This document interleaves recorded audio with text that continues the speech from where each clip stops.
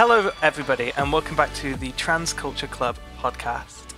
I'm back from the Big Apple. Welcome back. Yeah, I know, I survived. This week I am joined by two, I wouldn't say new members of the club, but more returning members of the club. Two voices that haven't been on episodes yet, which is exciting. So, Anna, would you like to say hello? Hello, hello. It is me. And Ferris. Hi there. Well, there we go. So those are the new voices, and also returning this week is Lachlan. Hello, hello. Cool, and that's the four of us. And of course, I am the glorious leader. All hail. I'd like to call this into doubt.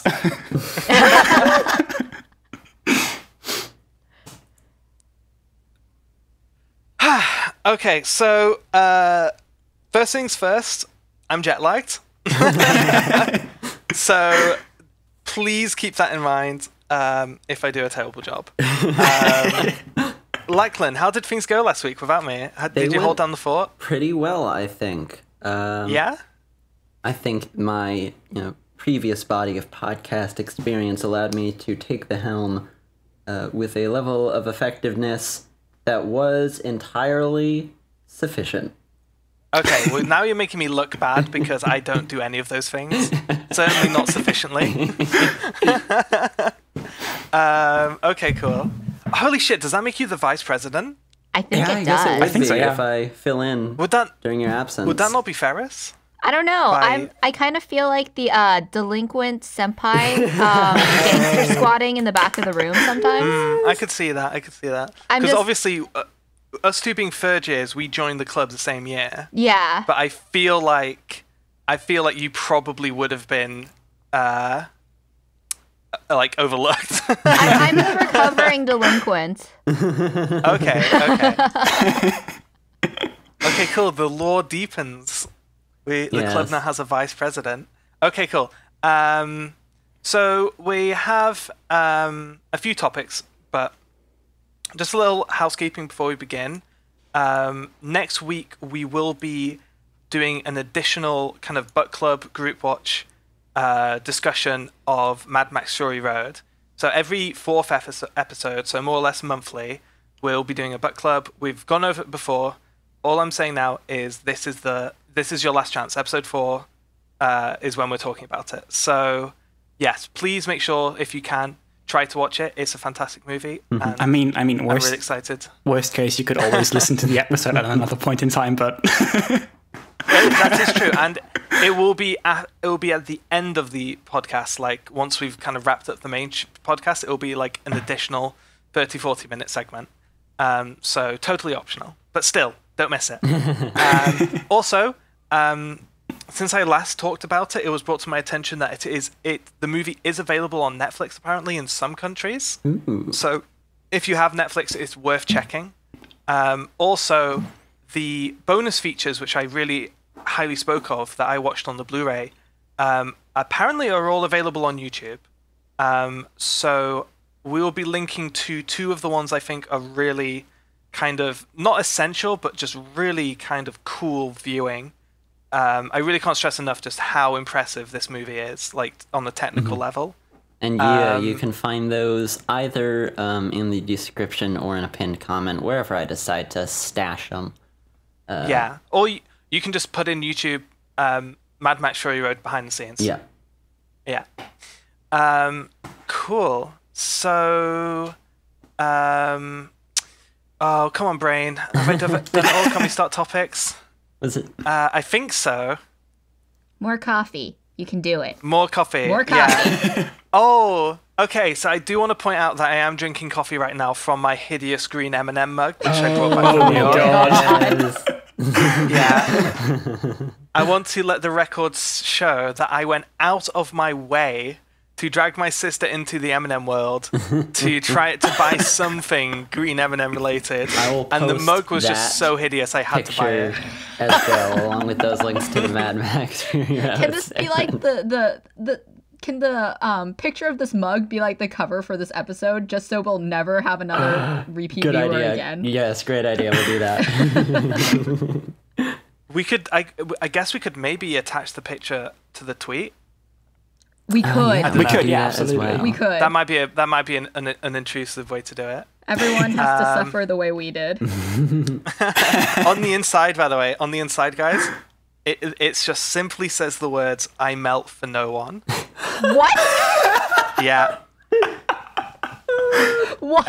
I just thought that was important to share about my green M&M mug.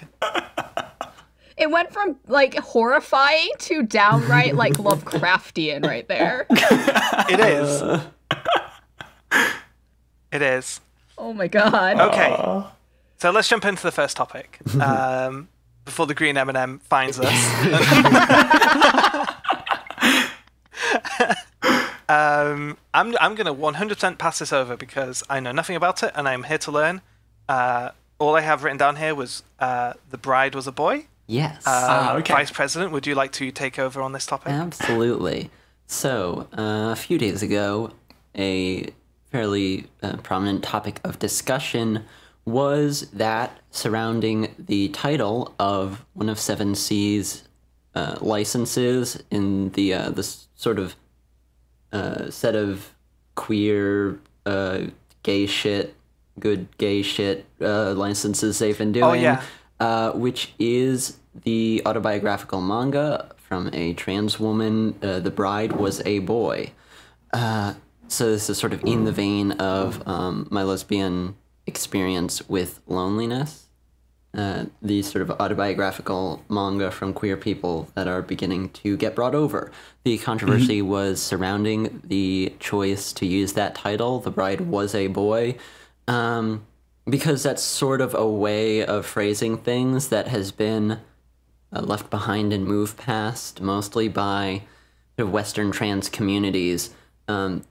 It isn't really accurate necessarily to say you were a boy if you're a trans woman who's not like, gender fluid or something like that, because the idea would be that you were always a girl, you just were not necessarily aware of that or allowed to present as such. The sort of opposition to changing that translation would be the fact that that title in English was actually printed on the Japanese volumes and was title selected, presumably by the author herself. And so to change it to maybe be more accurate or less problematic would also be to sort of change the manner in which she chose to refer to herself. And that's what this discussion sort of centers around. Yeah. Wow, we could literally just talk about that topic on its own. Yes. I think it's probably somewhat important to mention here that this is from my experience only that I had in Japan. I think Japanese trans culture in general hasn't quite moved to that point yet. So it's not just that this woman sees that she was a boy that became a girl. But maybe as a whole, that Japanese culture is in a lot of ways still Japanese people still think about it that way a lot, because trans people and trans issues really don't come into play as much in Japanese public as they do here. So it moves a bit slower than here, I guess. I think to back that up, just because I did spend a good amount of time in Japan while I was kind of in the process of coming out to myself. And in my experience, to background this a little bit, the Japanese title is Hanayome wa Motodanshi, which moto is to be like before, and danshi is obviously boy. And I think that's just it is a more palatable way to refer to oneself. It's kind of, in my mind, and obviously I know the issues of equating like one queer term in one country to a queer term in another, but to me the usage kind of strikes me as more like saying FTM or MTF to say that you transitioned.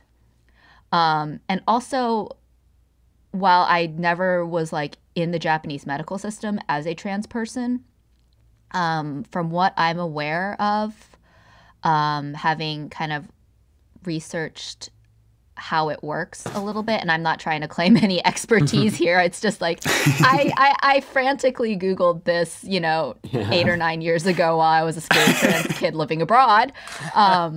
So it was like in Japan, you still kind of need to be medically diagnosed as having dysphoria to be allowed to medically transition. So there is kind of this connection where you have to be like moving from point A to point B. And I think there is a fear in with some Japanese parts of the Japanese trans community where if they let go of that, they kind of lose their access to medical care. So I think there's still a deeper connection in Japanese queer culture to kind of moving from one gender to another instead of constantly being a state of, this is my gender. I just wasn't always expressing it and presenting it. Yeah. Yeah. I mean, that's something I can kind of speak to myself because I didn't start really, in my opinion, feeling dysphoria until I was in my 20s. I actually lived a fairly dysphoria-free childhood and teenage years and even young adulthood to a degree. And this is something I've thought about quite a bit myself personally. I don't think it would be too inaccurate to say that I was a boy. Yeah, I mean, that makes sense. Yeah. One suggestion I had seen was to change the title to The Bride Had Been a Boy instead of Was a Boy, because it sort of more definitively puts that in the past. Yeah. So it's sort of a discussion or debate over changing up the phrasing a little bit to be more accurate or palatable to the way in which trans communities in the West sort of think about things and phrase them versus sticking with that original phrasing of the authors. Yeah, I don't, I understand the point about not wanting to erase the author's original intention, but at the same time, I don't think it was her responsibility to kind of, in recounting her experience, cater her language to a culture she's not a part of. Yeah, it's not. I mean, I don't think... I think that goes even further. I think individually. I feel like I do tend to lean towards saying that, how someone self-identifies is kind of their business, in a way. Yeah. I don't think it's wrong. If the author, language aside, if the author, that's how they consider their life, that's how they consider their life, Yeah, I think that's what... If that's what her story is to her, that she was a boy and now she's a girl, just because society, either ours or hers, sees it another way, I don't think I wouldn't take it away from her, personally. Yeah, I think it's really important to just keep considering that dysphoria and this entire thing in general is really something super, super personal, and that no two people ever experience it the same way. It is super different for everyone, and it's super different for all 4 people in this podcast. Yes, absolutely. Yeah. I mean, how you regard yourself and how you experience your dysphoria, whether you're still experiencing it or not, is super, super personal. As is, I think, your decision to present your life before you came out or before you transitioned. Because I guess for me, very, very personally, I was for maybe the first 10 years of my life, it just was not something that occurred to me, just kind of like Brooke. But I don't think I would necessarily say, oh yeah, I was a girl. I was just I don't know, I was Ferris. I wanted to wear the ugly killer whale shirt all the time, and that was as a child my concept of me, even though I didn't feel dysphoric. Yeah.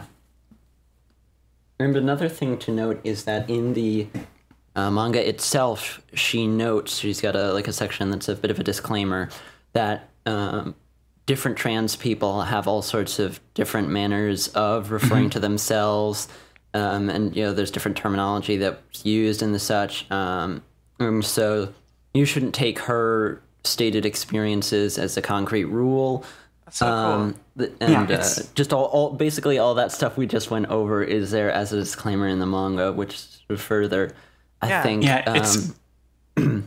further cements the idea that just keeping that title literally and going with the way she chose to present herself is a fine move. I think I guess I'm because I'm this huge language nerd a little bit, I can kind of see wanting to adjust it to fit the culture sensibilities, but I have this, now that I know that she's put all this effort into making this her individual story and, trying to educate people on, this is my story. It's not the story of every trans person. I think I have this blossoming mad respect for Chi, the author of this manga, because I'm like, oh no, suddenly I have a woman crush, even though she's married. Even though it's about her getting married. It's about her getting married, but I'm still in love with her.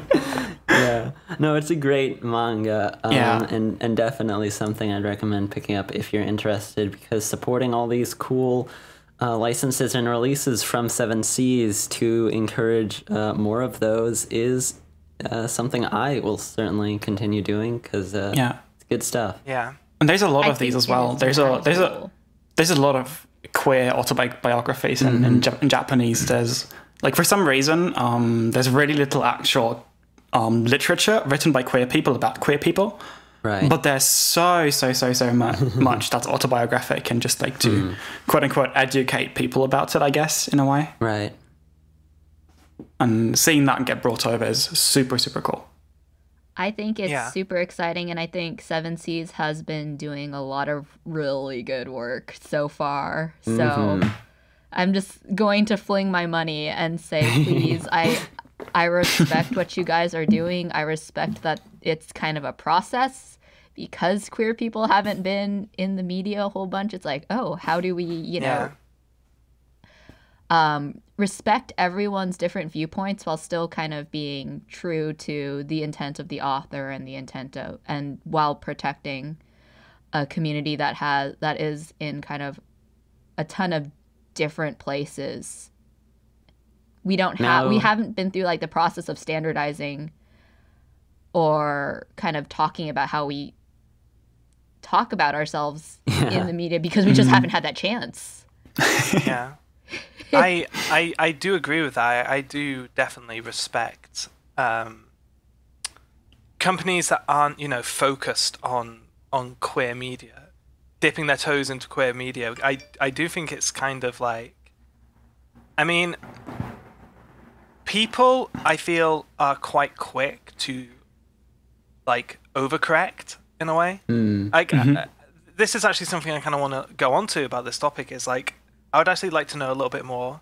What would you say it was, a backlash or just more of a gentle discussion? I'd say it was a softer backlash. It wasn't very harsh, but there was some discussion on Twitter. Someone had emailed them to sort of express their concerns, and they got a reply. I believe they had.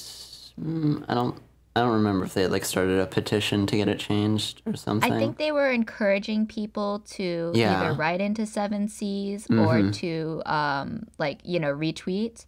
And I kind of chimed in myself, and I think even since 2 days ago when this popped up on Twitter, I've somewhat adjusted my thinking on it the more I know. So I would definitely fall on softer backlash, but nothing in the terms of discoursey rage towards Seven Seas. Yeah. Okay, that's good. Because I do feel that is a genuine. I don't know. I'm not sure if I want to use the word risk, right? But I guess it kind of is from their perspective. Yeah. dipping your toes into queer topics, there is going to be a risk of mishandling it. Yeah. And I think we have seen a lot, like, even in the last couple of years, like, really just, like disproportional amounts of backlash. Like, the one in recent memory that really sticks out to me is the Dream Daddy like controversy. What I think I saw like several prongs to this. Which one are you thinking of in particular? I think to me, I mean, I was not super, I didn't really dive into this, so I might not have seen the whole picture, but the picture I saw was of it being the worst was around the fan art, the gender bending fan art. Right. The artist who received death threats and stuff. Oh. An artist had done a gender bending fan art of the daddies of Dream Daddy, like Dream Mommy's version.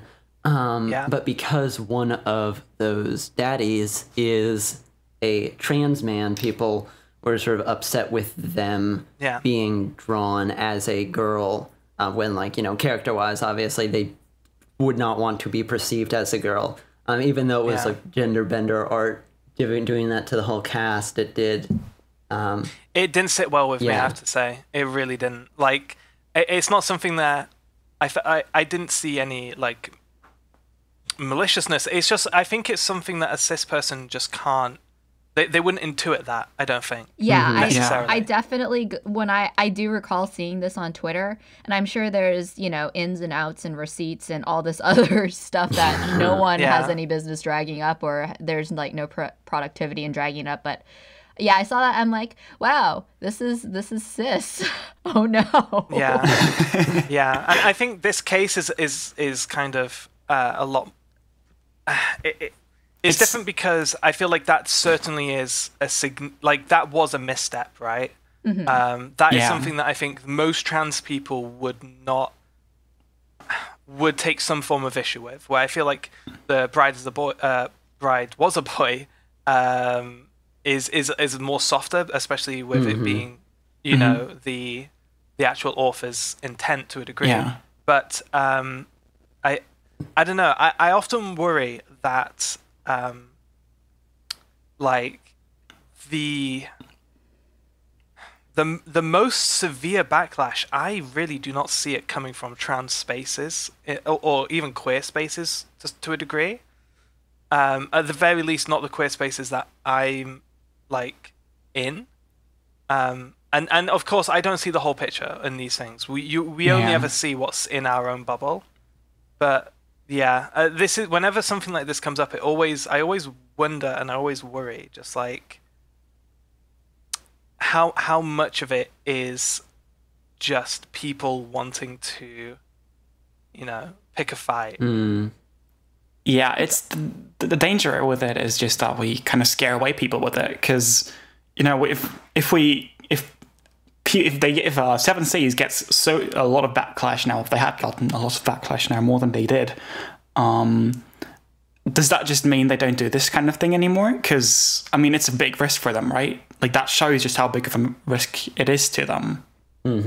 Like, if like a big missteps will happen. People aren't used to dealing with transgender people just yet. Where, like, trans people have been around for a long time, but they've never been so much in media as they have been now. Yeah. So and go ahead. I was just about to say, I mean, we're still figuring ourselves out. Like, exactly. Even after I came out, like, I don't know, less than 3 years ago, I feel like language in the trans community has changed significantly. Absolutely, even in that short a time. Yeah. Absolutely. So I don't know. It's just something it's something I worry about. I think also there's a wish for something to fill the void for everyone in terms of representation. And sometimes it can hit so close to home that when you see something that doesn't necessarily reflect your experiences, even if it reflects someone else's, it's hard to remember that, and it's hard to remember that we're so diverse in our viewpoints that everything's going to be different, but we just don't have enough to have the opportunity to have everyone represented. And so it's I think it's part of some of the backlash to queer and trans people and topics in media is this feeling, this like loneliness from queer people where they waited so long, and if something feels off, you know, it's personal. And I don't, there's nothing wrong with that, but it's kind of like, how do we direct that to be productive and to encourage more trans media instead of kind of tearing down anything that doesn't fit our personal experience. And it's a hard line to walk because you want to be like respectful of everyone's feelings and emotions, and you want to understand that, you know, this is personal to all of us. But at the same time, it's like, give people a chance to build this. So that's kind of how I feel about a lot of queer related backlash I see. It's just like, we're still building this. We're gonna get there, but we need to kind of lift everyone up and support more people bringing more viewpoints instead of kind of trying to force each little tiny beacon of queer media to represent everyone and be completely 100% palatable to everyone, because it's impossible. Yeah, I mean, really, this kind of thing is probably like one of the biggest goals of this podcast, isn't it? Like, just to definitely. just to mention that really quick. No, maybe for you. For me, it's all about the Twitter followers. That's the only reason. I don't need those anymore, bro. No, you don't. I gotta catch up to you somehow. Being an outspoken queer person on Twitter is definitely all about the fame and I'm just saving up my LGBT points. Unflinching adoration from the internet.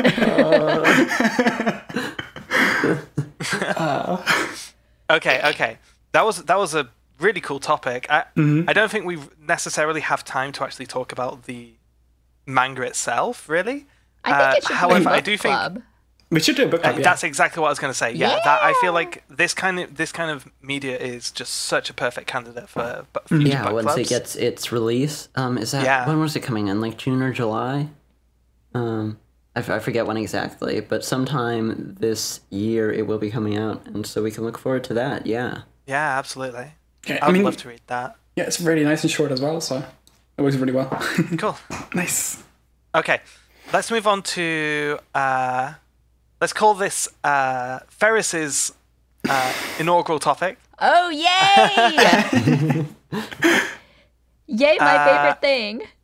I mean, okay, so I guess just Monster Hunter, or specifically your cat in Monster Hunter? I mean, I think anything that involves me talking about Monster Hunter is inevitably going to turn into my cat in Monster Hunter. Please look at my cat. He's amazing. It's like the Galaxy Brain meme, isn't it? Where like the like caring about your character's appearance in games, and then like the highest level is caring about your cat's appearance in games. It's incredibly important. I will say that last night at 3 a.m. I finally beat the last kind of big monster in Monster Hunter World. I sat through the credits, and the first thing I did was I rushed off to the workshop to make the new armor out of Xeno'jiiva, the final boss of Monster Hunter, for my cat. And I think it is fantastic and exciting that it's, well, I guess maybe spoiler warning for anyone who really cares about the lore of Monster Hunter World, which is as wonderful and exciting as it is, not the deepest game. So I will say that the last most powerful armor you can make for your Palico is very expressly a veil and dress. So oh my God. If you want your cat, who has been wearing big manly, metal plate and dragon armor, to have the highest defense number in the game, you're gonna put your cat in a dress, and I think that's fantastic. That is really so good. now I have The my bride Palico. is a cat. The bride is a cat. I think that's the next step in queer representation. The bride is a cat. My monster killing assigned male cat is in a dress, and I have him in like the Kirin armor, which has a big unicorn horn and fluffy hair, and his weapon is a giant flower strapped to his back, and so he's just this beautiful non-conforming cat. And actually, I think this is a good way to segue into how exciting I think Monster Hunter is in terms of its character building as a whole, because women can have facial hair in Monster Hunter World. If anyone who hasn't monkeyed around in the character creator enough hasn't realized yet, your ladies can have facial hair. Your men can have updos and like twin tails. Nice. You can make your character any array of colors. I mean, obviously, this comes to the ultimate conclusion of Japanese hunters have made Frieza in-game, complete with white and purple. Yeah, of course. I think maybe of greater social consequence for POC people, you can like have really, really deep colored skin. You can adjust the skin tone like on one of those gradient RGB selectors. So you can get and people use it to make Shrek. Yeah, and then ultimately, you know, Shrek. Or Frieza or Kirby. Ooh. Yeah. Like I when I started the game, I was very, very intent on like, okay, I'm gonna make this character like look like a character I created. I'm gonna make it like nice looking and a reflection of things I'd want to look like. But I also kind of just want to shit post and make sure. Yeah. That's the eternal struggle. The eternal PC struggle. release in like 7 months. Oh, did you say PC release? Yeah. Yeah, I know. I sure forgot that's coming on PC. That's actually really exciting for me. Yeah. Yeah. I will be playing that with like all of my gaming buddies are on PC. So yeah, I mean, I pretty much played solo on PS4. Yeah, I mean, I only play PC games because I don't have any consoles except for a Wii. So this is really freaking exciting because I've never gotten to play Monster Hunter before. Yeah. It's so much fun. I mean, you could have played it on the Wii, if you. But I remember playing. This is a question, Ferris. Is Monster Hunter World your first entry into Monster Hunter? Yes, and I will say it's because I saw there was a character creator for the cat. Oh my god! I remember talking that through with you on Twitter. Because you were like, do the cats get hurt? And I was like, yeah, sometimes, but also when you die, they save you. Yeah, I was really worried. I was really worried about the cats, like the potential of like losing my cat.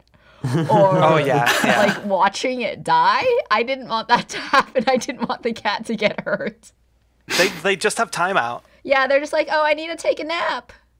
The cat went home. They look exactly. This is a game that won't even let. If the cats don't want to get wet, then they get a boat. Okay. I have about like literally 20 screen caps of like my cat and one of those wild Grimalkins following me.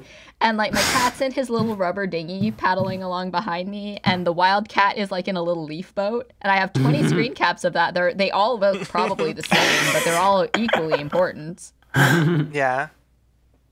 I mean, not to derail this like Monster Hunter cat specific dialogue, but Monster Hunter is a very significant franchise to me. Very significant. Like I started on Monster Hunter for PS2. I remember I bought that game, I think damn near on release, because it's interesting, the history of that series in the West. Like, I remember reading, I used to get the official PS2 magazines, one of the UK ones, because there were like, I think several, but, and there was a lot of hype for Monster Hunter, right? Because people were like, oh, it's this like open world hunting game, you know. I feel like people were getting a little bit like Peter Molyneux with it, like thinking it was going to be bigger than it was going to be. I think people were basically expecting Monster Hunter World on PS2. And when it came out and it was very mission-based and very zone-based and very structured and segmented, you know, like, people were reading, like, oh, if you cook meat out in the open, it can attract dragons. Like, people were just letting their imaginations run wild with what that meant, where it was far more systems-heavy and linear and gameplay focused than the Western audience was expecting. Because obviously I feel like the Western audience probably was wanting something more like Elder Scrolls-y kind of RPG. Right. Yeah, you know? I mean, didn't it come out on PS2 like kind of in the golden era of like Elder Scrolls and GTA and all these like open world, you can do whatever the F you want? Yeah, probably. I mean, GTA was huge on the PS2. There was like 3 of those games, I think. I don't know. I have to imagine Morrowind was probably around at that point as well. Oh, yeah, but regardless, I remember like the reviews coming in for that game and just people like, you know, just like, oh, this isn't what we wanted, and we didn't have a lot of fun. Just people bouncing off Monster Hunter hard because, to be fair, most people do. It's a game. It's one of those games where it took like almost a decade for that game to really sink its teeth into the Western audience. But I just fell in love with it immediately. Like, I must have been like 11 maybe with it, and an 11-year-old's capacity for getting the most out of a game is just inspiring. Really inspiring. It's really true. Yeah. Oh, for those simpler times. Yeah, I know. I remember getting to the urgent quest for the Rathalos and being too scared to fight it. I never finished that game. I'm still like, too scared to fight that shit. Oh, at this point I've killed so many Rathaloses. Like, I'm just a big baby. Like, that game. Oh, sorry. Yeah. Well, no, it's scary. That game is genuinely scary, especially like as an 11-year-old, and they've always done this thing. Like every generation of Monster Hunter, it's tradition, right? For the Rathalos to show up in early quests and just terrorize the player. Like usually it's an egg quest, like deliver an egg without breaking it. Yeah, and the Rathalos will come and kick the shit out of you while you're trying to deliver this egg. That's been in like pretty much every single iteration of Monster Hunter to some like degree. And so I was like terrorized by this Rathalos, so I was running away from it, and then I get the quest like, okay, that thing, that hideous monster that terrifies you, yeah, go kill that. And I was like, no, no, I'll just keep killing Kutkus because they're super easy and like small. But then I ended up getting like Freedom 2 on PSP, and I put like 500 hours into that game, and I've just been like, I think I've pretty much bought and played every single Western Monster Hunter release other than the Wii U ones. Which, because I never got a Wii U. Like this franchise is just pretty much, I've grown up with it, right? And yeah, World, like Monster Hunter World is apparently Capcom's best-selling game of all time. I saw that. It's to the point where my father came over for dinner one night and was like, hey, Ferris, Monster Hunter is that game you've been playing, right? And I was like, yeah, how do you know what Monster Hunter is? And he's like, oh, apparently it's like Capcom's best-selling game. So even my dad saw this in the media. I mean, I got asked about it at work because all of the Warframe bros in the kitchen where I worked, it went, hang on, where did it go? It went, oh no, it started off with For Honor. Everyone in the kitchen was playing For Honor, like all the chefs. Yeah. And then they moved on to Warframe on the PS4. And I think they're probably playing Fortnite now. Right. But like just really like casual, like pretty much like the FIFA and Call of Duty crowd kind of like branched off into other games after Call of Duty fell off. And they were asking me about Monster Hunter. Like that blew my mind. Like they saw on PS4 because I was friends with some of them. Even though like I never played games with them. And yeah, I got asked about Monster Hunter, and I explained it, and they were just like, yeah, no. What? No. Monster Hunter is everything I could have wanted in a game. I just feel like it's not what I really... Here's the thing, right? I don't think Monster Hunter is for a casual audience. And I don't mean casual like a put down. Some people just want different things out of games. Like, there's a reason why Call of Duty and FIFA sell so much every year. because that's what certain people want out of a game, right? Right. And I feel like the people who play games like that, and the people who are playing Fortnite now, pretty much, Monster Hunter's not the game they want. Monster Hunter is like, I feel like that's Capcom is in a way, I'm pretty sure, like coming to collect on the seeds that Dark Souls sowed in the gaming community. And this is not to... I've had a lot of discussions about this, because obviously when Monster Hunter World came out, people were comparing it to Dark Souls. Like, fucking Monster Hunter inspired Dark Souls. I was going to say, we're 10, 15 minutes into a discussion about Monster Hunter, and it's here, the words Dark Souls. Yeah, I mean, this is something I was quite vocal about on Twitter. It really annoys me, because I saw it coming a million miles away. Like, the people who weren't aware of Monster Hunter, like being, oh yeah, you know, I mean, when someone compares Crash Bandicoot to Dark Souls, that's one thing. When someone compares the game with a combat system that inspired Dark Souls, that's a different thing. Yeah, so, but to a degree, like that like hunger for challenge, right? Right. Which is really kind of growing in this generation of gamers. And that really like general revival of interest in Japanese action games. Oh yeah, that too, for sure. Yeah. Brooke, I have a really important question. Japan just killed it this year. Yes. Do you think that not Dark Souls, but Monster Hunter would be the kind of game I would enjoy? Because I think you know my taste somewhat well in games, right? You know the games I play. Yeah.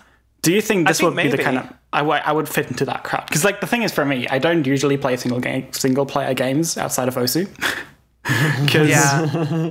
Because I don't have that attention span for some reason. I can watch anime for days on end, but I can't play games for some reason. So like, do you think this is something that I would enjoy? Because Monster Hunter is a cooperative game. I think most people tend to play it primarily co-op. I don't know. I feel like it's... I would say previously. I don't know about World. Previously, definitely. I think World is still co-op enough to the point where people are actually making Monster Hunter World solo videos to tell people how to take down certain monsters solo. Meanwhile, I'm scared baby playing alone. And I only have one of my friend's Palicos in my game because that's the whole grand one person I've been brave enough to play with. But I mean, like, you can co-op really easily. Like, you can just set off an SOS flare and anyone can come in and... and the squad rolls up. The thing for me is that... You can all watch them be like babies and get carded immediately. Bye. Yeah. I think you have to try it. Okay. Like, Monster Hunter is an experience in gaming which is super niche, right? Yeah, I mean, I've had friends playing it for ever since, like, I don't know, middle school years for me. So, like, I think the PSP one was the one that a friend of mine played. Yeah, that was big. Yeah. Not so much here. In Japan, it was just, like, monolithic. I have no idea how it was, very fond memories of conventions here in the US, like, oh god, 2, 3, 4 years ago, and I'd be like, hey guys, let's go out drinking, let's do something, it's 10 p.m. and they're like, oh, we're gonna go hunt. And like, you what? You're hunting what? Nice. And they're all sitting there with like their hands in the claw pose on their oh PSPs, my god, like, my fingers are fucked because of the PSP the claw. I used to get full-on joint pain in my knuckles for that shit. Oh, wow, yeah, the claw. Holy crap. 500 hours or more of the claw. I used to play my PSP Monster Hunter literally every night. Like, when I went to bed, I'd play like an hour. I'd do like one hunt. I feel like I have been playing quote-unquote casually, and I looked at how many hours I've racked, and I'm at like 120 already. Oh, yeah. Easily. Yeah. Not hard at all. And I think it tapped... Because I used to be big into MMOs, so I played like Guild Wars, and even like older than that, I played Ragnarok Online. So it taps into this very primal urge I have to do the same thing over and over again and see what happens differently. That is, I think, maybe the most accurate comparison for Monster Hunter. Is it definitely kind of feels like... I personally think it feels like an MMO, right? Specifically as someone who raided a bunch. Oh, yeah. WoW. Okay. It's a game about bosses. WoW, so. Okay, yeah, good. It's a game about bosses. I've loved raiding There is WoW, fodder so enemies, but I guess I should give it a try then. Yeah, if you raided in WoW or like MVP'd in Ragnarok, then this is your shit. All right then. And it's got such a satisfying loot grind because it's. I feel like there's something really just primally satisfying about. It's like full on hunter gatherer. Like you go if you want that sword, you go kill that thing, bring its bones to me, and I will make a sword for you. And Monster Hunter World, I don't know if they did this in the past games. I'm sure they did in certain respects, but like graphically, you can smash their heads and their horns will break off. Or you can like hack their tail off, and it's just so primally satisfying in this very horrifying like video games are ruining our youth sort of way. Oh yeah, that's for me. That has been the history of Monster Hunter. Has been how upset seeing the severed tail meat has been, because like PS2 it just looks like crap. So it's like, it doesn't matter. This game, it's like you can see like the muscle tendons in those tails. I know, you can like, it looks like a steak cutaway as these monsters are like lumbering It's away. very much. I like legitimately. I think the I don't know which way around like chicken and egg wise this goes. I don't know if like cutting off a dragon's tail is like some old Japanese folklore thing, but it's very much like the Miss Kobayashi's Dragon Maid, like the tails cross section in that is like straight out of Monster Hunter. Like I was wondering if that was a Monster Hunter reference or if that was like a general like folklore thing. Like I'm going to guess that it was a Monster Hunter reference. Yeah. Because Monster Hunter is Japanese folklore at this point. And also So I mean, ¿Por qué no los dos? Well, yeah, Dark Souls references it. In Dark Souls, every dragon you can cut its tail off and get a weapon. That's a big point for Dark Souls now. Oh, Yeah. yeah. Like the training wheel sword in The Dark Souls 1, Drake you sword. shot the Drake in the tail with like 500 arrows and you got the Drake sword. But yeah, in Miss Kobayashi's Dragon Maid, the anime at the least, I'm not sure if that's in the manga, there is a Dark Souls reference. They're playing yeah. I hope The people mimic. can like Yeah. mod Monster Hunter World when it hits PC. Ooh, so like that'll be everyone is a Miss interesting. Kobayashi's Dragon Maid. You're fighting Rathalos, but it's Toru kicking your ass. Oh my god. There's a lot of fun stuff you could do with that, and it's got a large, vibrant enough community that I could see that happening. Sure. And Capcom is going to stuff the game with as much bonkers shit as they can. I hope so. They're only getting started. Like Dante and Horizon and Mega Man, they're only getting started. For Monster Hunter 4 Ultimate, I had a full-on Mario costume for my cat. But the best one is not even like a costume. Like the cat was very obviously a cat wearing the Mario overalls and a hat, right? I had a full-on reskin of my cat that was just Happy from Fairy Tail. Like literally. That's amazing. Yeah, it was Happy from Fairy Tail. That's like completely like the model. Like it wasn't like a Monster Hunter cat in a happy costume. It was just Happy from Fairy Tail with like a stupid club. I'm really excited for this now. Yeah. It's I don't even like Fairy Tail. satisfying for a certain type of personality. That crossover's not happened in World so far. I don't know if it will, because I don't think Fairy Tail is quite as culturally relevant as it might have been. I think back it's in, more like, 3DS popular times. here than it is in Japan, weirdly enough. It may very well It be. could be, yeah. I've never seen it anywhere in Japan, really, outside of like some Fairy Tail bookstores is where I found the super big manga. here, super big. Oh yeah, it was really big here as well in Germany. But yeah. I think there are like still certain enclaves in the US of like geek communities where Fairy Tail is still the shit, which is so outside my experience, but I mean. Oh, I mean, I got really into Fairy Tail. I don't know if we're going to do an impromptu Fairy Tail topic here, maybe another time. But like, I was caught up on both manga and anime for quite a while on Fairy Tail. It was one of the first manga I ever read, because like in middle school I had like this really small clique where we just read manga from time to time. And it was like I think like Shaman King, Dragon Ball, Soul Eater, and Fairy Tail was the four big ones. And like Shaman King's still with me. I love Shaman King so much, but Oh, please, let's talk about Shaman King sometime. Yes, please. That was like my childhood. I love that manga so much. I think just to keep things rolling, we're gonna have to steer back from those tangents, sadly. We'll just put that in our pockets for later. Absolutely. Let's do a book club on Shaman King. All of Shaman King. All 32 volumes of it. All of it. You have to. Everyone has to read all of Shaman King in a month. Yes. I do it. I totally do it. I think the last time I did, it took like a week or something.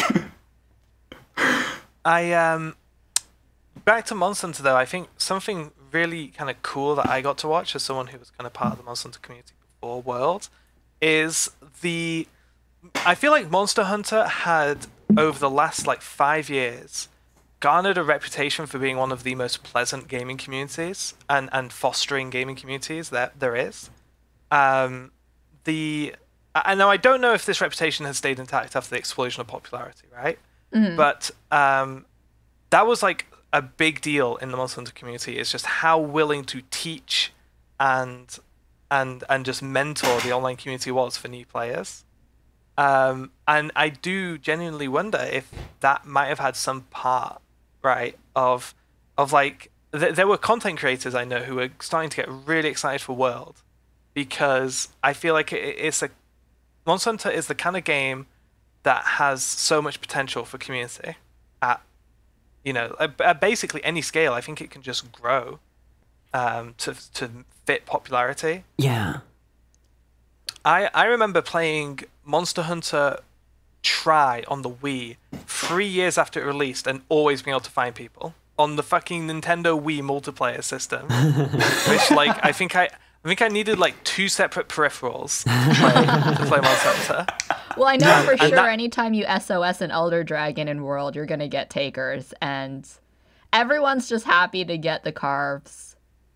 It seemed like leading up to Hunter World, and then upon its release, there was almost near universal enthusiasm for it sort of becoming increasingly widespread and mainstream from those who are already into it, which is not something you see a lot of the time. There's even someone I follow on Twitter who's making jokes about casuals and newbies and whatever, but then he still said, and by the way, any friends of mine who are Monster Hunter for the first time, hit me up, I'll help you fucking play through the game, in spite of his tsundere-ness with it, and that's cool to see.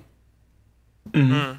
Because Monster Hunter is so fun when you play with people, even if the only part... that's part of it. He'd been it was so hard to find people to play with sometimes in past Monster Hunter titles just because of the dearth of players for this person that they were excited to get new people in there. Yeah. Yeah. It's, and some people have been playing that franchise for so long, I know I've definitely had Twitter mutuals and followers just very happy to pop in with tips, very friendly tips, not oh, you idiot tips, when I complain about getting my ass handed to me by all these various monsters. And I mean, I guess I can say now that I feel like I'm decent and I don't get guarded a lot, that if anyone wants to play, I'm happy to help them or carry them or anything. Oh, what are your weapons of choice? Oh, I play Insect Glaive mostly. Oh, okay, that's a really cool weapon. I hate blocking and self-preservation, so if I can just run at a monster with a huge stick and whack it with wild abandon, I'm going to do that. Yeah. And there is oh, go on. Oh, and I've started picking up light bowgun because some of the later dragons are just so much less frustrating if you have a ranged weapon. Yeah. For sure. For me, I approach Dark Souls almost the exact opposite way I approach... Monster Hunter the exact opposite way I approach Dark Souls, right? In Dark Souls, I don't even equip a shield. I just roll. I just roll. It's I just dodge everything. In Monster Hunter, I find blocking really satisfying. For me, the classic one is the Diablos. There's something so satisfying about spinning around with your greatsword and last minute blocking the charge on it. because it flings you, right? Like that block is so meaty that it literally like you get lifted like off your feet and thrown back like 5 feet, sliding to a hole after blocking this huge attack. Yeah, there's some bosses in Dark Souls where if you block their attacks, you get that animation. It's always a joy to see because it's really weighty. Yeah. As someone who has literally never taken a weapon that can block to a Monster Hunter World fight, I'm just like, oh man, what's that like? Because I just go flying like a rag doll. I'm like, you know what? That's fine. It's all right. As I frantically roll between like these monsters' legs. Yeah.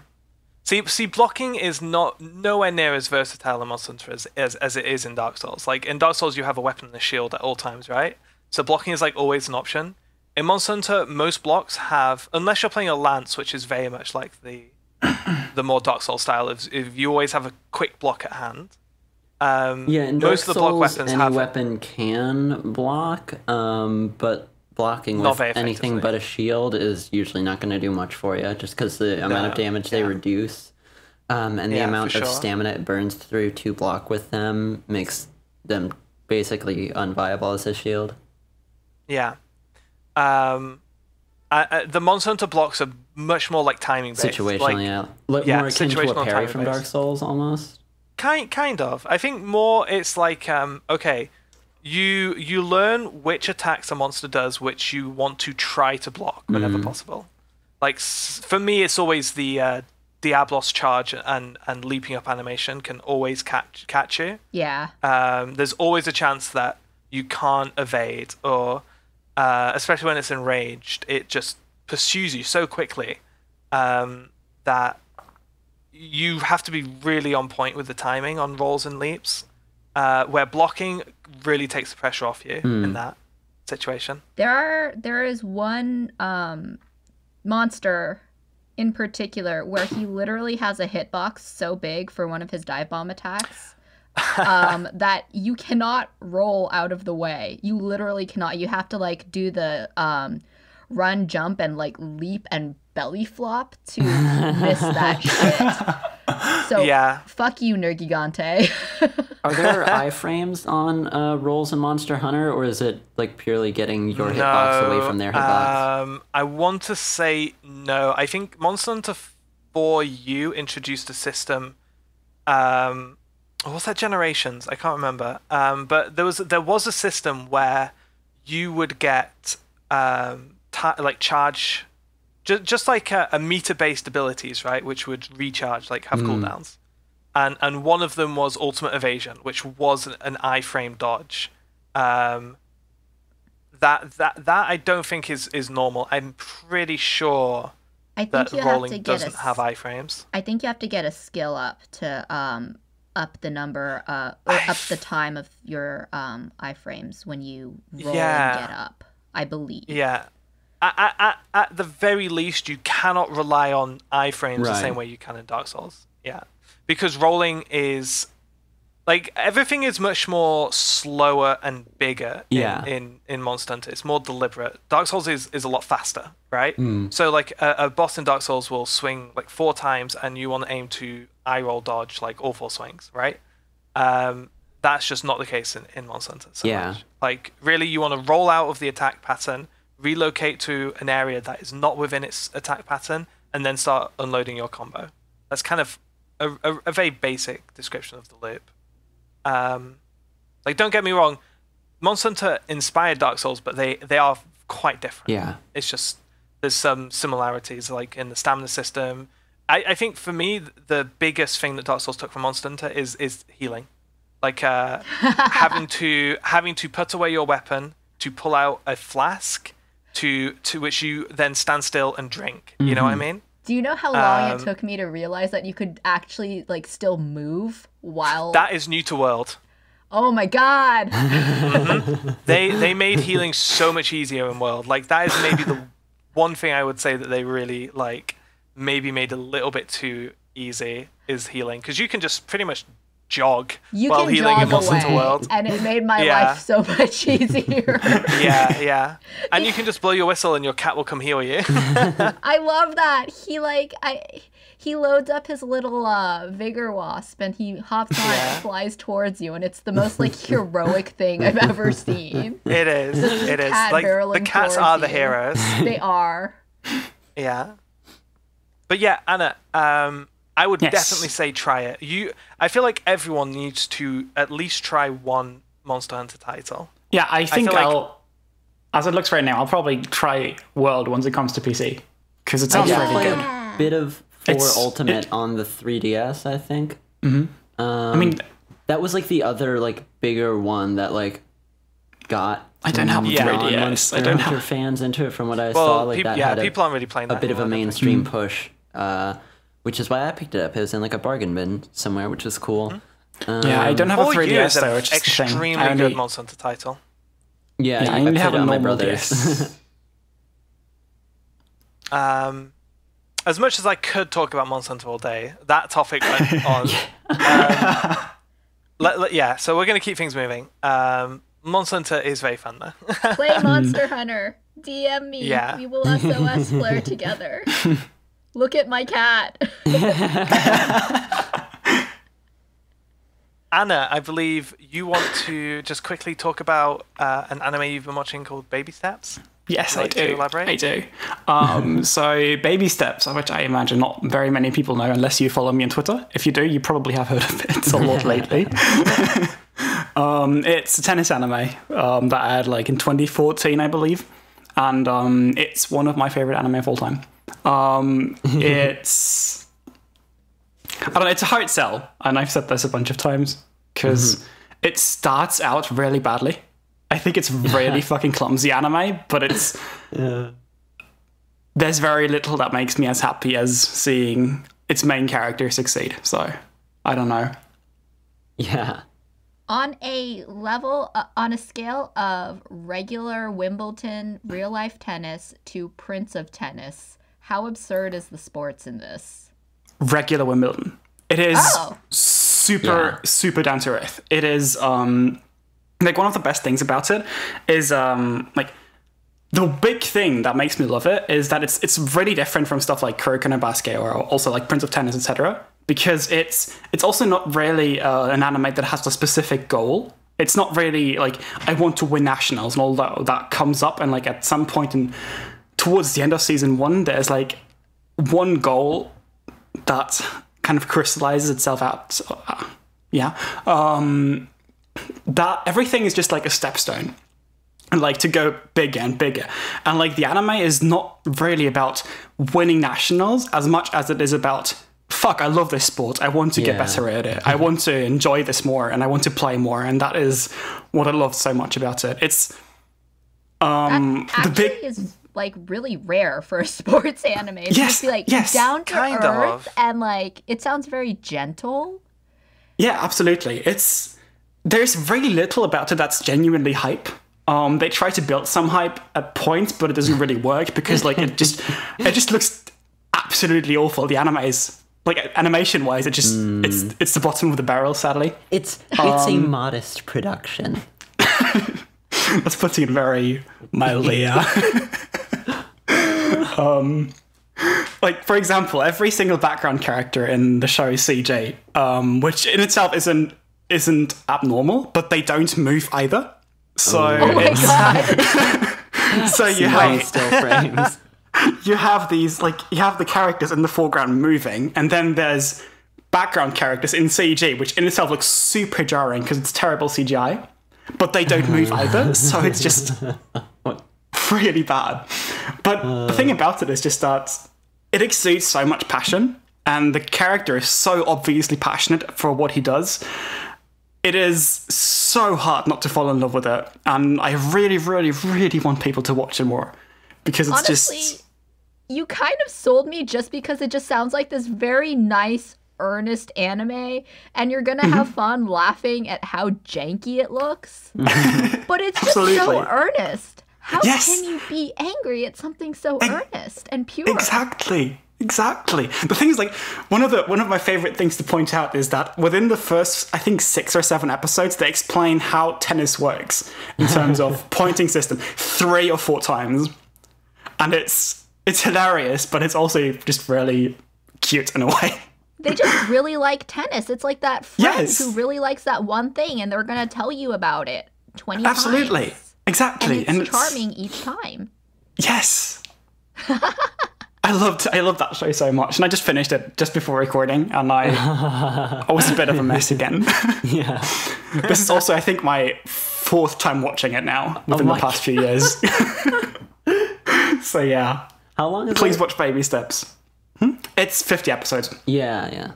It's a lot of episodes, but I mean, it sounds so just like soothing. And like once you get through the first few episodes, because I think it takes a long time to get going. The first half of the first season, I'd even say, is as I said, really clumsy in its writing, and it's really hard to get invested into it until like H-Chan himself, like the main character, really gets going with tennis, because like when he really figures out, fuck, I love this. Until then, it's kind of hard to get through, but it's so worth it, and I love it a lot. I'm going to Google this right now. I am sold on janky but genuinely earnest productions. It sounds like, I don't know, the spiritual successor to Kimono Friends, or the spiritual not successor, the predecessor to Kimono Friends. It's probably not quite that. It's really different from that, but please watch it. Yes. It kind of sounds like it reminds me of Pokemon. Like it's not about winning. It's about enjoying the. I mean, it's still about winning. Yeah, it's still about winning, but it doesn't have a goal. Like, it's about winning in the sense of winning to be able to play more, in a way, I guess. Mm-hmm. And like, am I allowed to spoil it here? I don't think it really changes much if I spoil it. I think you could go ahead with that. In the manga, like, he goes all the way up to like getting into the like pro tennis leagues. Exactly. High school, right? Yeah. Yeah, exactly. Like the goal that is towards the end of the season is to go pro and to play every day and to play to the point where he makes a living off of it. And what he needs to do is to win nationals for that. Is like the goal he sets himself. Right. But as I said, it's just a goal post. It's a goal to be able to move on and do the next thing. And that continues in the manga, and now the manga is finished and I hate it so much. They cancelled the manga. An abrupt finish, right? Yeah. It's really, really abrupt ending, and it didn't really go anywhere, which is really sad. But yeah, please watch Baby Steps. It's pretty good. You know, the foreground art doesn't look that awful. It kind of looks like a mix between Dia no Ace and Prince of Tennis. And it's kind of really charming. It looks okay. It's an okay looking anime in its art. It's just that in terms of animation, it's really, really limited, yeah. Which is a bit sad, but I mean, it gets everything across it needs to. And I mean, tennis is the kind of anime I'd want to be resource limited, if anything, like sports anime, I guess, because it's just so strategic anyway that the animation doesn't matter as much as it would for something like baseball, I guess. But or ping pong, yeah. But yeah. It's Dark Souls of Kimono Friends. Go check it out. Enjoy.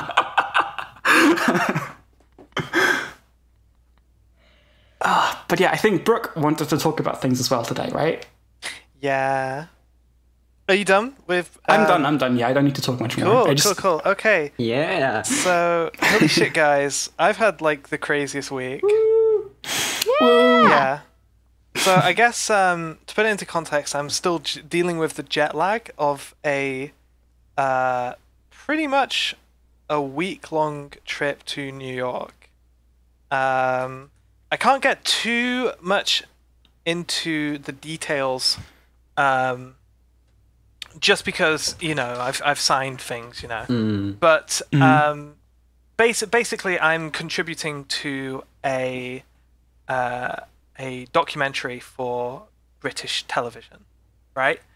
And as part of that, I was given the opportunity to spend a week in New York, and so yeah, I mean, there's a lot to talk about. There's a lot to talk about. The whole kind of trip revolved around the idea of visiting I don't know exactly what her title is, but basically a transgender image consultant. And she does like really good work, but she's quite like high end. You know what I mean?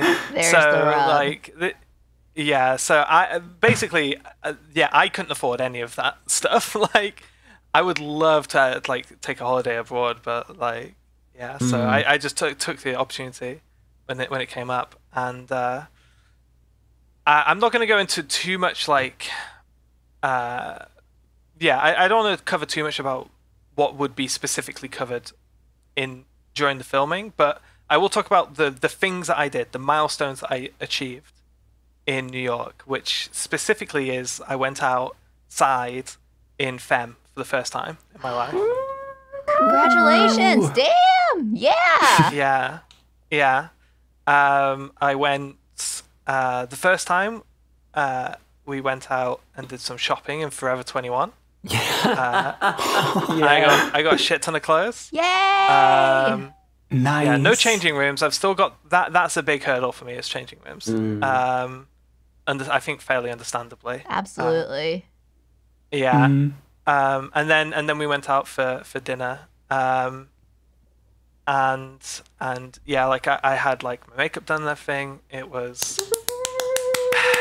Honestly, it was crazy difficult, but at the same time, like now I've done it, going full time in like a month feels so much more achievable.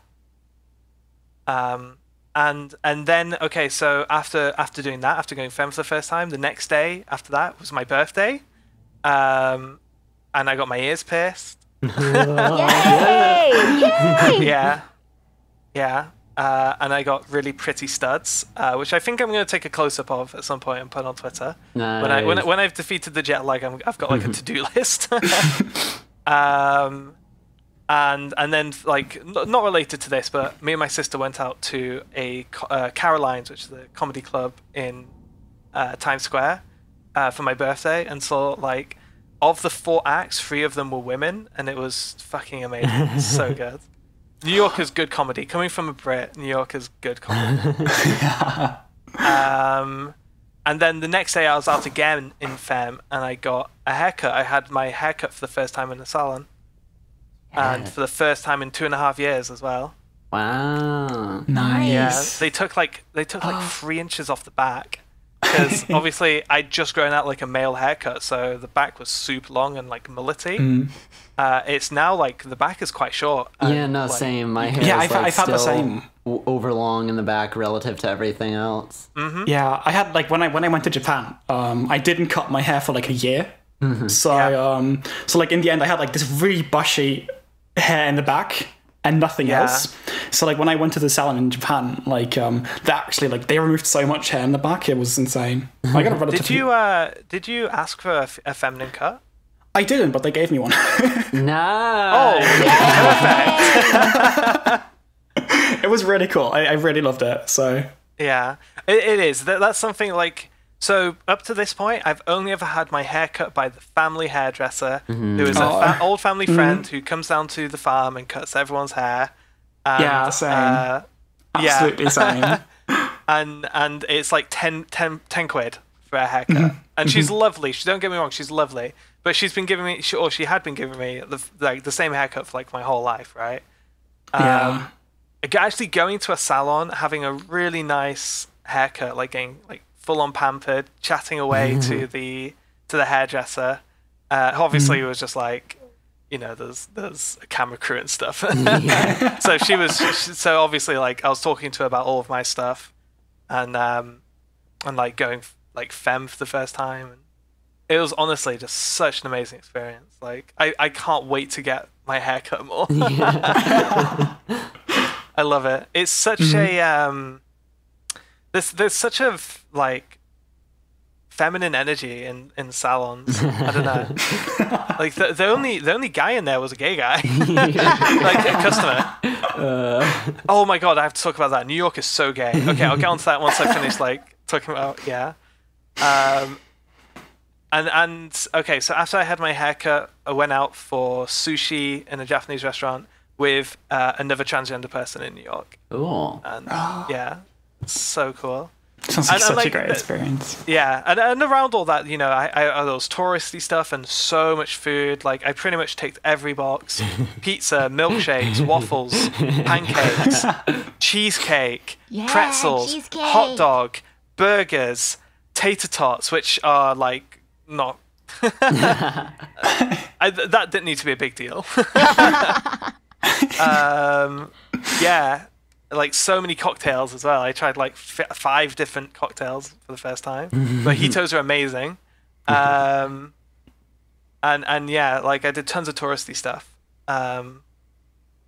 It was incredible. Like honestly, I'll probably when like looking back at my life, that will definitely be a defining moment for me, I think. Like more than like starting hormones or going to the gender clinic for the first time, this is like such a positive memory. Like it's such a cherished memory that it's absolutely like something I will remember like forever, you know. I think it's something that like cis people might take for granted, to be able to like go out and really feel yourself and feel like yourself and like feel like you're safe in a big queer city like New York. So it definitely sounds like such a positive experience. It was really difficult too. There was some touch and go moments. Especially the second time going out femme early in the morning, when it was literally just like me putting on my own makeup basically. Not an expert. Completely different, and I really struggled. But when it was going really well, like at the salon and stuff, and you know, I felt my haircut was so pretty. it was like I literally, after leaving the salon, I walked like 2 blocks before even realizing that I was out in femme. Yeah. I mean, I've had like it was really similar for me when I was in Japan as well. It's like it's this you have to push through through the first thing, I think, and then it gets really, really good. Yeah, that's right. You were you went out like in femme or somewhat femme in Japan, right, Anna? Yeah, it was really just wearing skirts. That's about it. But and it was just, I mean, I had like people like Daza and like Kim. You know, I had a bunch of people around me who were like with me, which really, really helped. Yeah, no, but it was still. Yeah, it does. It's such a great experience. It feels so good. I went to the doctors for my like first gender appointment thing. I went in there in one of my skirts. Hell yeah! Yeah. Oh wow! And I was like all alone. That's making a statement. I was gonna get a ride home from my dad, but then I couldn't, so I had to like Uber home. So I was just like out in the city all alone in my skirt. I was like, oh god. Yeah, I was lucky that I got to Tokyo, because in Tokyo it doesn't really matter who sees you. You'll never meet them anyway. It's Tokyo. There's too many people there. It was kind of that was the logic. It ended up being fine. Although I haven't. I mean, to be fair, like I almost never leave my house anyway, just because I work from home and do everything else from home, so I don't like have a reason to. But I haven't gone out again, like in feminine clothing or presenting as female. Yeah, I haven't really done so since leaving Tokyo either. So, but yeah, it's hard. It and is. The anonymity really, really does help. Yes, absolutely. Can I just take a moment to brag that I actually said that word right? Hell yeah! That's one of the anonymity is one of my hardest words. I always fuck it up. But yeah, it really does help. Like for me, I live in a very rural area. Yeah. I live on a family farm, and you know, I'm like 2 miles away from the nearest village, like 10-minute drive from the nearest town. and the town is really small, and pretty much whenever I go to the town to shop, I see someone I know. Mm-hmm.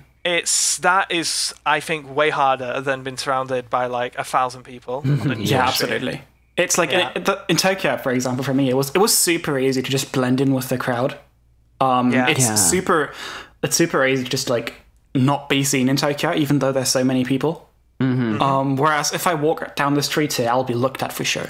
Right, people will look at me the only for sure. person to see, so they're gonna like take a better look at you. Yeah. Exactly. Yeah. So yeah, like I think that's easily a misconception about trans people. We don't want to stand out. Not really. Really don't. No. At least I don't. And if we do want to stand out, it's on our own terms. It's not like an everyday thing. I mean, obviously that's a generalization, but I feel like most trans people I know would agree with that. I think. Yeah, for me, it's about even being if normal. I'm this big, gay, annoying fashionista with my like, oh no, look at my galaxy print cat sweater. It's not like, look at me, I'm trans. It's look at me if I'm you Ferris. want to, because I'm Ferris and I'm wearing whatever the fuck I want. No one wants to slam, hey, I'm trans in anyone's face, like, as like a power move or anything, because let's be honest, it's scary. Yeah, it is. So that I'm still kind of reeling from it. It's a lot to take in. I've learned a lot about makeup as well, which I need to start applying. To retain that knowledge. Can I ask you a really dumb question? Yeah, go for it. Does it feel real? The whole situation? The whole experience. Does it feel real to you? I think I'm gonna come out of this whole thing with one of the weirdest transition stories ever, because every part of my transition, really, for the most part, every single major step of my transition, I've been accompanied by a camera. And that, I feel, changes things so significantly. I guess. That was really what I struggled with, is, like I say, I personally really don't want to stand out. And while it's easy to blend in New York, it's a lot harder to blend in when there's a camera following you. You know? Yeah. It might as well be a spotlight. Yeah.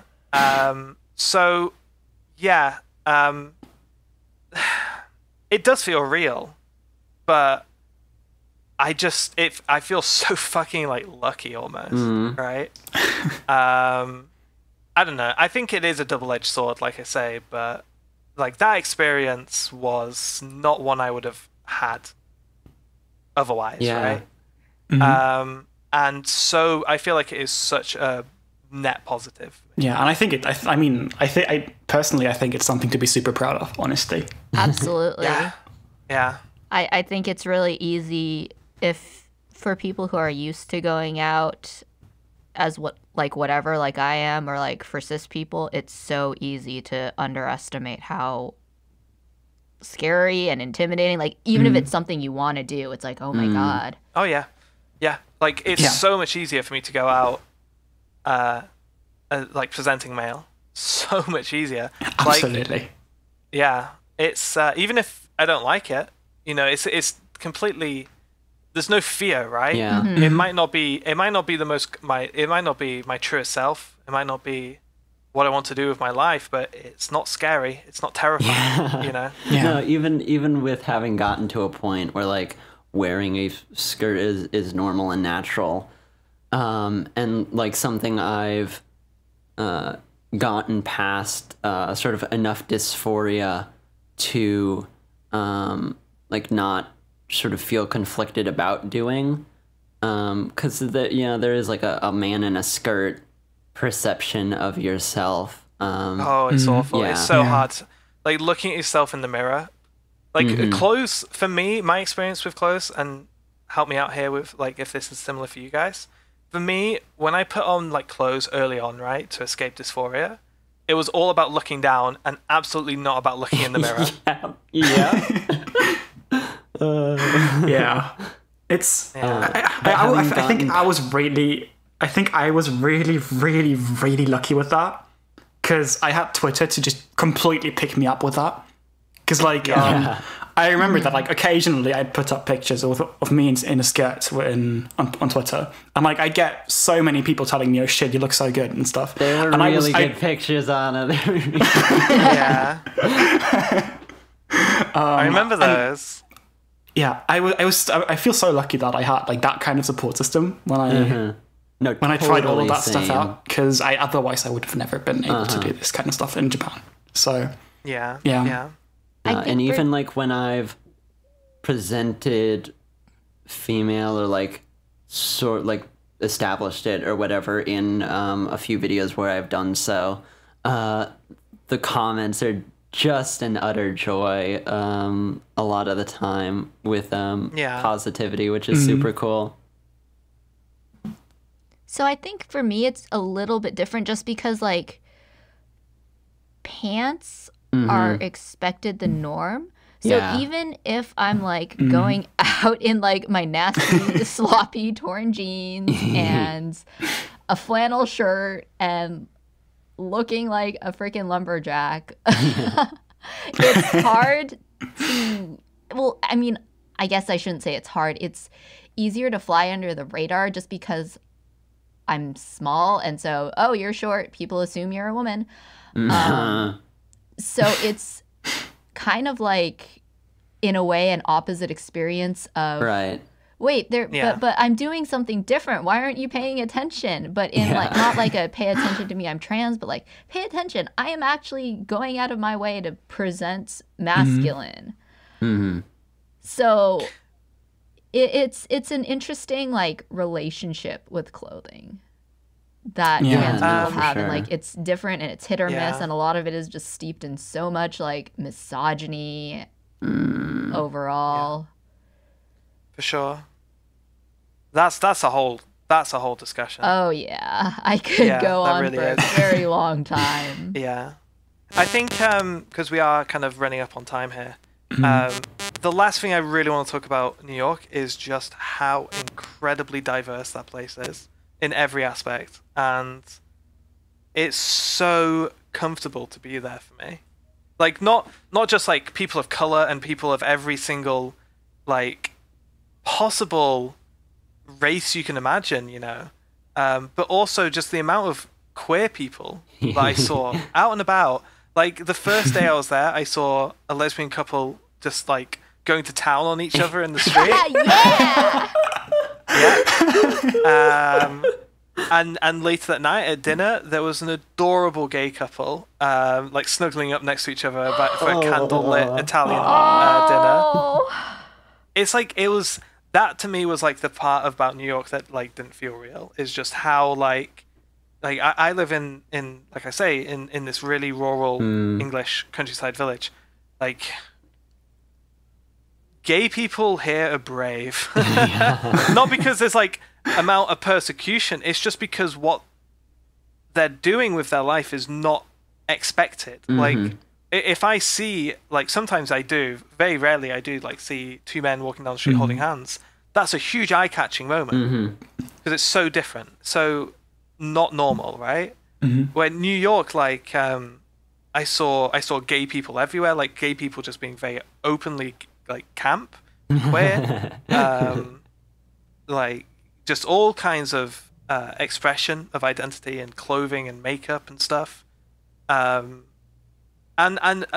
interestingly, I got gendered female quite often, even in boy mode. Congratulations! Yeah, even the weirdest one for me is I was just in black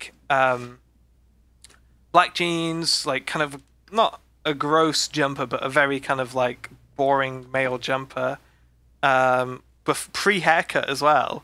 And me and my sister got a ladies up halfway up the Rockefeller Center, or at the top of the Rockefeller Center in the gift shop. And me and my sister walked away because neither of us really clocked it immediately, and just turned and was like, "Did we just get a ladies?" Because I feel my facially I'm a lot more androgynous than I used to be, and where I'm from, people would look at me and go that thought of maybe is always followed by no, we don't get like there's no trans people around here. You know, it's got to be just like an androgynous looking man.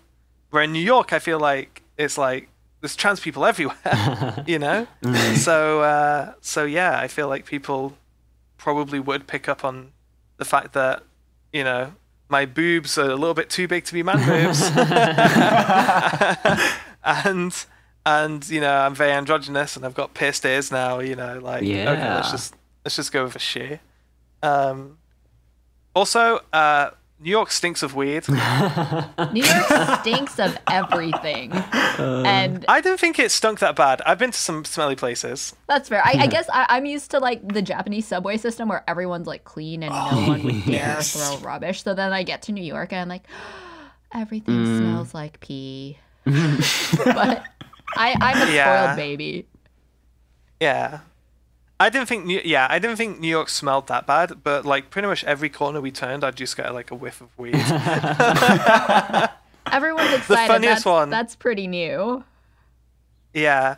The funniest one was we were walking back to the hotel, and there was a bunch of just builders or construction workers out having like a break, just going to town on weed. Like there's this huge cloud of weed around them, and we smelt it from like half a block away.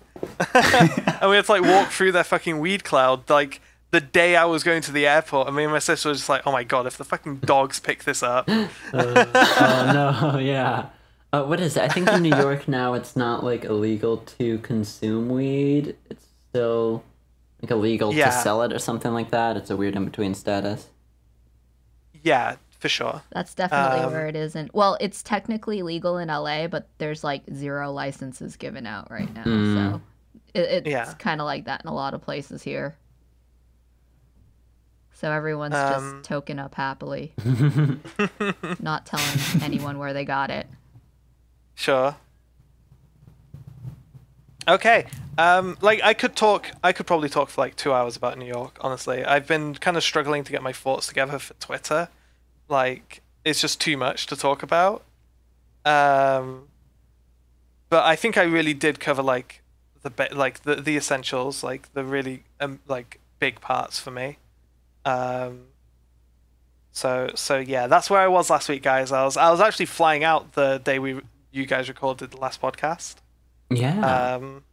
Yeah. So that's a life-changing experience for Brooke. That sounds amazing. I saw you like tweeting that you were in New York, and I was like, Brooke's in New York. That's still so far away, but Brooke's in New York. I was so close to Lackland. It, like, honestly, I mean, there was a day where I was literally filmed for 16 hours, right? Like, it was such a busy trip. I would have loved to have come seen you. Oh, yeah. Maybe next time, because I really do want to go back to New York. Take me with you, please. Yeah. I know, go back and say when, and I'll be like, hi, can we have a big gay club meeting? Oh yeah, club field trip to New York. Yeah, like the Love Live movie. Or we can all take a trip to London and film the K-On! Movie. Yes. London. London's guys. London's not that exciting. It's I don't know. There is some really good like tourist things to do, but like as a city, as an actual city and a place to be, New York has so much more personality. I can believe that. I'm just like, but then it might be hard for me to see it as a Brit. I'm just a huge ghost weeaboo, and I want to go to every haunted place in Europe. Nothing here is haunted that's interesting. Oh yeah, I worked in a haunted building for a year. I didn't encounter any of the ghosts, but a lot of people who worked there have like weird stories. Which is like, you don't believe it when you hear that like the first week, but when you get to know these people and they're not kind of like they don't buy into it, but they saw something weird one day, it's like, okay. I'm not bored with this. But yeah, no, neither me. I'm like, my sister who also works there saw anything, which I'm kind of bummed about, to be honest. But yeah, come on, let's wrap this one up. I don't want to go too. Let's keep it to as close to an hour 30 as possible. So we have to end with what trans culture is this week. As always. Anna, did you manage to come up with anything? I managed to come up with something. Good. Did it take you all of the 1.5 hours to do it? Or I looked at Discord and figured I'd go with it. Cool. Okay, so Anna, what is trans culture this week? Trans culture this week is seeing gay anime girls and making YouTube videos about them. That's a good one. That's a good one. Yeah. Ferris, what is trans culture this week? This week, trans culture is lopping off monster tails. Ooh. Strong entry. Yeah. Okay. Lachlan, what's trans culture this week? Trans culture this week is chatting with animators over Skype because you're both trans. Oh, that's interesting. That's actually really cool. Interesting. But you're wrong. Trans culture is using Twitter as a dating app. Oh, I think. Oh, yeah, I think that's it. Must be cast. Mine, at least, is cast for Brooke's selection. I'm voting for Brooke. Are you voting for yourself? I think I'm voting Brooke as well. Yay, unanimous. As someone who has been on a date with a trans girl that I met on Twitter, yay. Hell yeah. I'm on YouTube, but yeah. Cool. Okay, so this week, trans culture is using Twitter as a dating app. Go out there and meet your future husband or wife or partner on twitter.com. It's free. You might have heard of it. That website is, in fact, free. We will... Go on. Come follow the Trans Culture Club on Twitter. Ooh, Oh, yeah, we're on Twitter. We're on Twitter. We're on Twitter, and we're all the hosts are on Twitter as well. Yes, we are. Unfortunately, in some cases, I love Twitter. Twitter feeds me, even the bad parts. I don't even know if I like Twitter anymore. I'm addicted to it, so there's no getting away. Yeah. Twitter is the all of those screen links box. are in the description. Oh, yeah. And come on, guys, get it all out because I'm about to wrap up. Follow Okay. me on Twitter and regret it. Yeah, just a shout out to our two other members. Much love to Jackie. Yes. And our precious Kohai, Zeria-chan. And of course, something we should try and do every week. Huge thank you to our editors. Yes. Yes, thank you so much. Yeah, Dago, who edited episode 1, and Alicia, who edited episode 2. Thank you so much. We need to figure out who's going to edit this one, but yeah, that is such an important job and really should never be understated.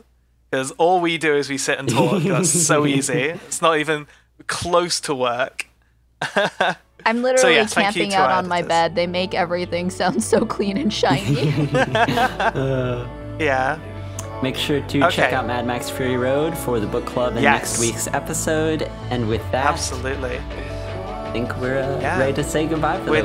We're done. So everyone get your bags. It's the school bell just rang. Let's go home and we'll see you all next week. Goodbye. Bye.